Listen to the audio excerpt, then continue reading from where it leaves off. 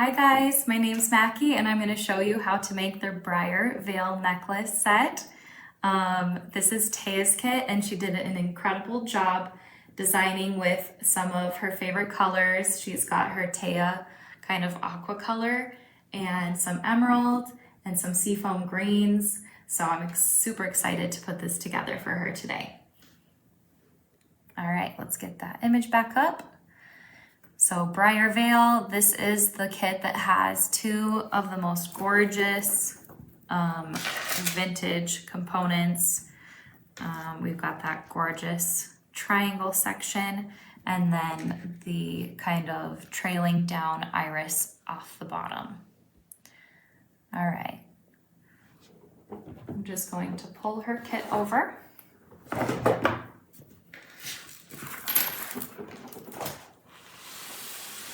Alrighty, so here you'll see the finished version, super stunning. And I'm gonna pull up the little side image there so we know what we're making. All right, let's get rid of me in the corner. Oops, wrong thing. There we go. Alrighty. So, cool part about this necklace is that we did not have to do any punching. You'll see in the set here, we were able to use a jump ring that was oval and long enough in order to get through that hole. I always love it when you can preserve your French filigrees and not have to do any hole punching. All right, so we've got this stunning vintage bead as well, hanging out right there. That's where we'll be putting that. All right, I am going to start by assembling the center. So let's open up this oval jump ring. This has a really gorgeous etching. It's kind of like a rope etched design. I love those little kind of hidden elements throughout. So Taya had pre-looped this bead for us. So gonna go ahead and string that now. Okay.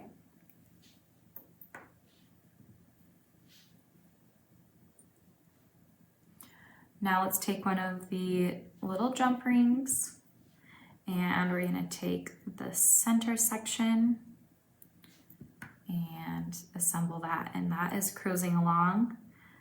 Close that up. Sometimes I use the tension of the metal component to help me close the loops up, the jump rings. Okay, that's already taking really nice shape. I'm gonna move this necklace over just for me to see, but give us some more space on the screen. Okay. Let's go into this portion. So we've got here, Taya prefers to assemble her portions of the chain with, so like see here, this is a little bit of a unique connection right here. So she decided to actually loop the thin chain that's going to be the drooping loop to the triple stack of the beads. So I guess I will keep that in frame just a little bit. All right, and since that connects technically up and around like that, so we'll be attaching the center portion technically between the 3 bead strand and the back thinner oval. So let's go ahead and I'll show you another way to do it on the other side, but this is again with the preference thing, however you decide you like to assemble your necklaces.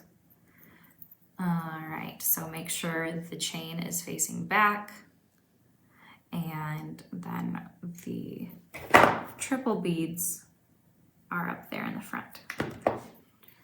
All right, so let's just let that thin, gorgeous chain hang until it's time to loop it up and around. All right, so in your kit, you'll be getting this gorgeous curb chain.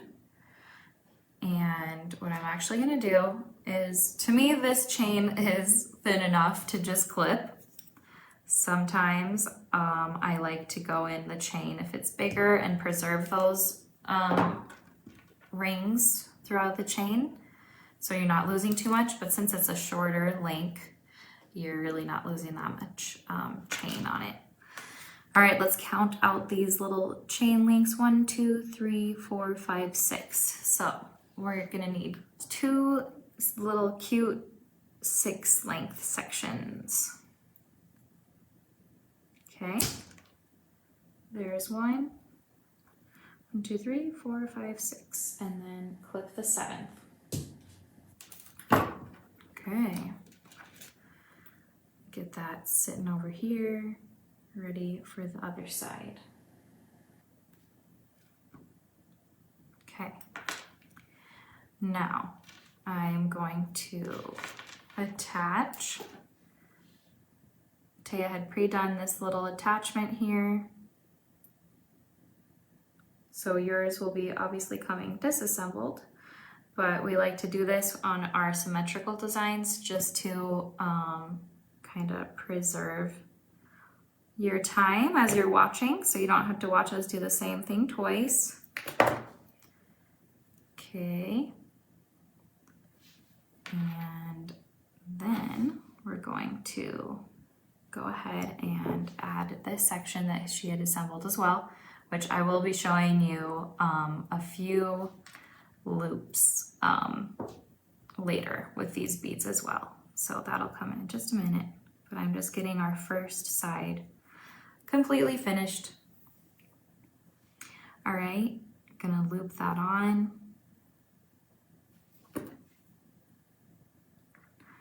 As I'm making necklaces, I like to finish one side if it's not completely done. I like to just do the one side and then move on to the next, but again, all preference.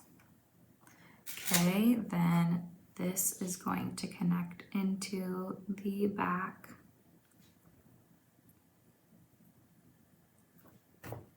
Okay, so we got one side down. Now we can go with fresh eyes and fresh components for our other side.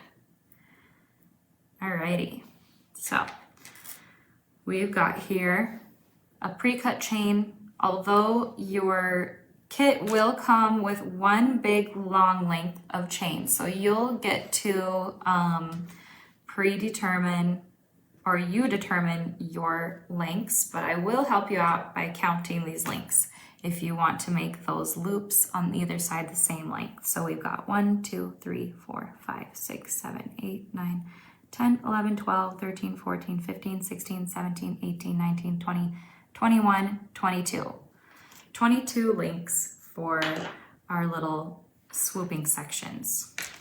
All right, now on her necklace, we've got really cute little stack. These are actually Swarovski bicone beads. Gonna string that.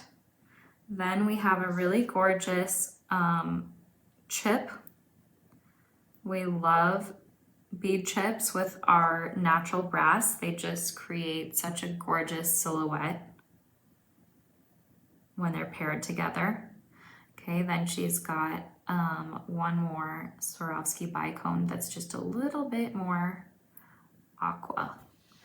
Gonna go ahead and create that 90-degree angle, and it's a little bit too much length, so I'm gonna go ahead and clip that off to, it's about 4 to 5 millimeters that will wrap around in order to make that perfect loop. And then down onto the bail, I like to go about 3 millimeters down. So what I'm gonna do is pinch the end really nice and tight, and then actually pull the wire around. I always go till I'm about halfway there and then face the pliers back towards me pull the rest of it down. That's just how I prefer to do my loops. You'll probably see people doing their own way, a little bit different each time. So I'm gonna go ahead and just do all of those beads right in a row. One of the beads, which I'll do now because that's exciting, comes with a super gorgeous bead cap. This is one of our most classic. We've had it pretty much the whole time we've been a company as Vintage. And it's a filigree bead cap, so it's super gorgeous. Gonna go ahead and same thing, do our little 90-degree angle, clip off till about 5 millimeters-ish. Same thing, you're gonna grab your, grab your wire and pull, flip, and then pull. Okay, and then I always pinch the little end piece. Okay, that one's gonna be in the center there. Now let's get this stunning, holy cow, super stunning aquamarine bead. Again, gonna do the 90. I'm gonna try clipping this time with the pliers side cutter, so I can show you for convenience there. You can always use the cutter that's already built into the pliers, which is really cool. Okay, I didn't clip, I clipped off a little bit too much, so I had to do my pinching technique there. Now in Taya's design, she liked all of her loops facing the same direction, so I'm gonna go ahead and just face those all the same way, just for continuity. There's our word again, our word of the day.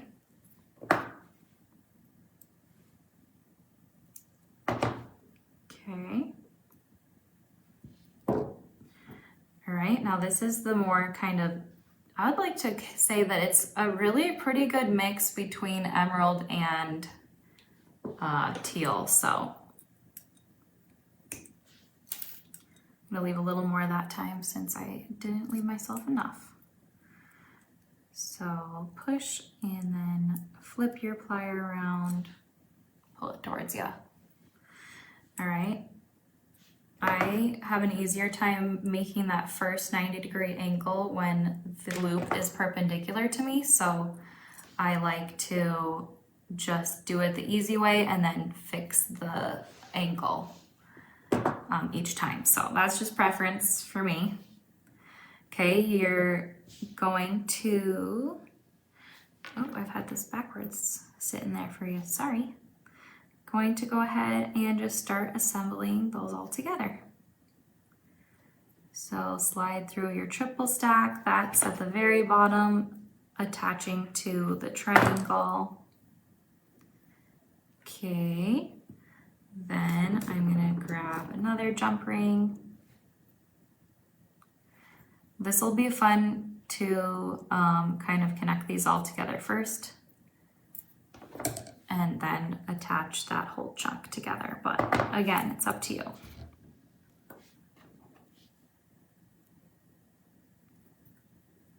All right, looping through. Fun part about this kit, and if for some reason I always dread it, but at the very end of making a necklace, I like literally just don't even want to make the clasp. Like I don't want to put the clasp on. So lucky for you, it's already a finished chain, so you don't even have to worry about that. Okay, loop that all together.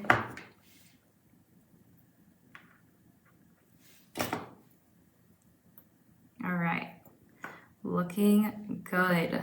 Let's do our little jump ring to close over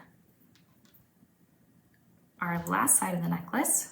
So I'm just gonna loop through the center triangle, and then I'm gonna let that chain go on first, and then this one will hang upward. So attach the back portion first always. for this technique. Okay, looking good. So these are still hanging. Now what we're gonna do is go ahead and this part will come up and around and loop. So I'm gonna hold this, and I like to just reopen the jump ring for this part. Now all you're gonna do is make sure that it is attaching to the back side of that.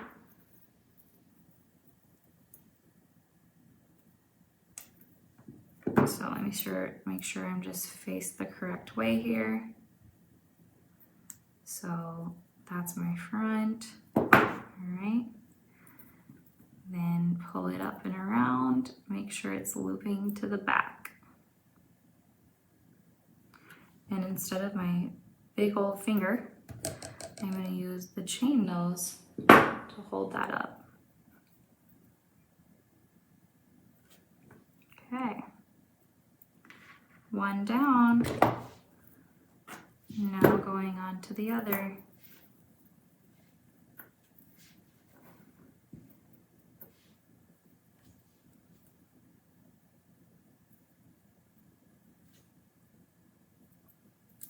So since we're going on the back, I'm going to flip the beads towards the front with me, so that's up and out of the way. Okay, and then pull your chain up and through.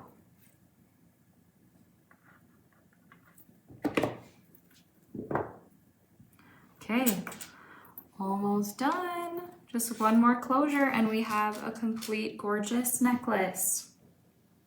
Last jump ring. Sometimes your jump rings will come, they'll like kind of wiggle themselves together, and sometimes they'll kind of be sitting in a big long row of jump rings, so don't be alarmed when that happens, but just open it up and pull it off. I'm gonna go ahead and close that up, and our necklace is done. Taya, you did amazing on your design. I'm glad I could do the tutorial for you. And there is that stunning necklace ready to wear. Okay, now there is an earring portion of this necklace set, and there's two different options you have for the earring. And that is, and it's already pre-wrapped for us. That actually does come done in your kit because that's a vintage made bead. They're really stunning beads. So you can either do it up and tight like this, or you can do it as a long dangling chain. So for Taya, what she did was she took this one length of your thin oval chain, and she actually is going to, she opened her oval, looped the one side of the chain and then the other. So it's technically a little swoop of chain rather than two cuts. So you're going to close that up. Okay, I'm just going to attach it to the earring just so I have a little bit more to grab onto for when I add the last part of the earring. Okay, gonna pop that through. Oops, I'm silly. I meant to do the chain. Okay, I see what she did. Hee hee. I was opposite. I am going to do what I just did and just wrap them through the ear wire first. All right, that's where our swoop comes from. Then you're gonna pinch that closed. Okay, and then the chain will have one little point dangling down. That's where you're gonna loop your edged oval jump ring through.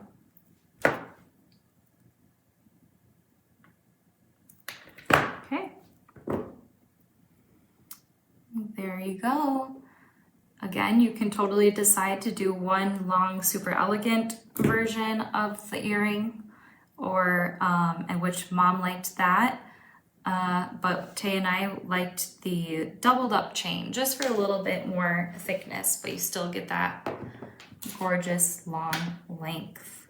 So that was the Briar Veil necklace and earring set. Thank you for watching. Okay, now